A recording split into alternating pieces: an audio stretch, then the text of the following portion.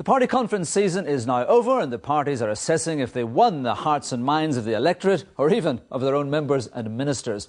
The Guardian's Michael White has trudged, as always, faithfully round them all. Michael, who won and who lost?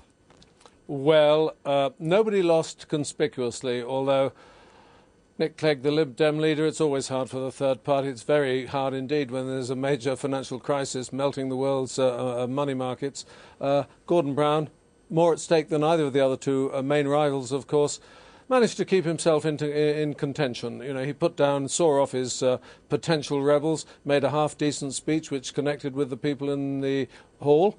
That's one of your audiences on these occasions. The other audiences is the people watching on television while they're making the supper or chatting to their kids or darning socks, if people still darn socks. And how well he did with them. Some of the polls suggest he actually did connect, unusual for Gordon Brown, because David Cameron's poll lead has come down from 20 points plus to 10 points plus. And Gordon Brown played the experience card, didn't he? It's all he could do, really. He said, famous phrase, time like this, no time for a novice. And typical of people like me, we always said, now, which novice does he mean?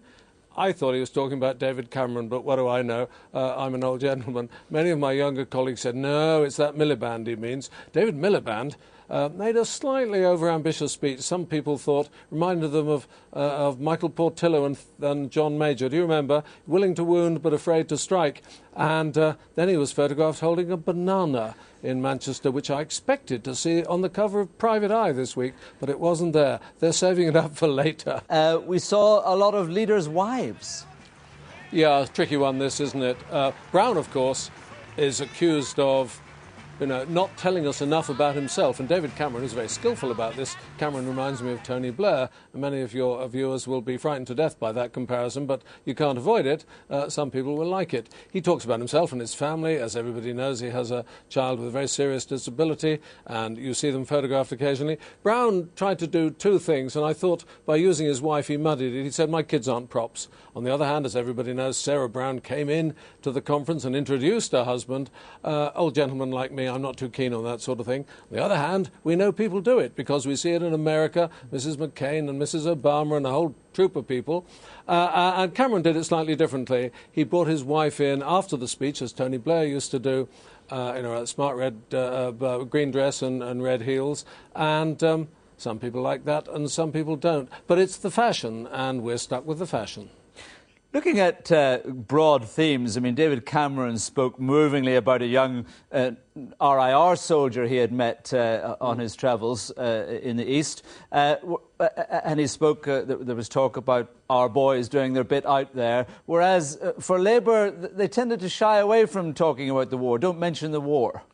Well, Cameron didn't mention Iraq. He didn't do a lot of foreign policy. He talked about the army at an emotional level, our boys. Now, that resonates with a lot of people, and good luck to them. I'm in favour of looking after the armed forces too.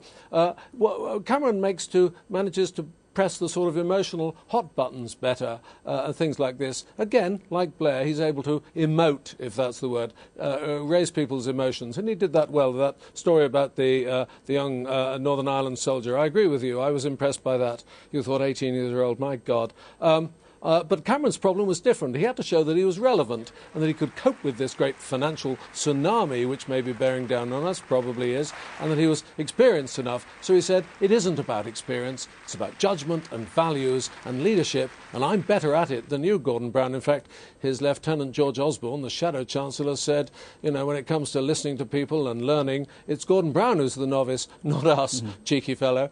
And Cameron had to intervene 3 times during this week's conference. He spoke on Sunday, he spoke on Tuesday morning, rather well, many of us thought, and again the big set piece yesterday on Wednesday afternoon. So tricky week for Cameron. I thought he did all right, frankly. He kept himself in the news headlines. In a crisis, that's all you can hope to do.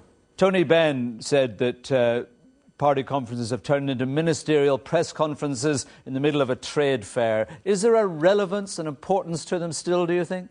Well, Tony Benn is quite right to say that, but Tony Benn is a major reason why it happened. In the Bennite late 70s and early 80s, Labour Party conferences were the most spectacular political theatre I have ever seen in my life. 30 years ago, boy, do I remember it. They were terrible politics. The voters stood there with their mouths open, watching this stuff, saying, well, this is fantastic, but I'm not voting for those people. They're divided against themselves.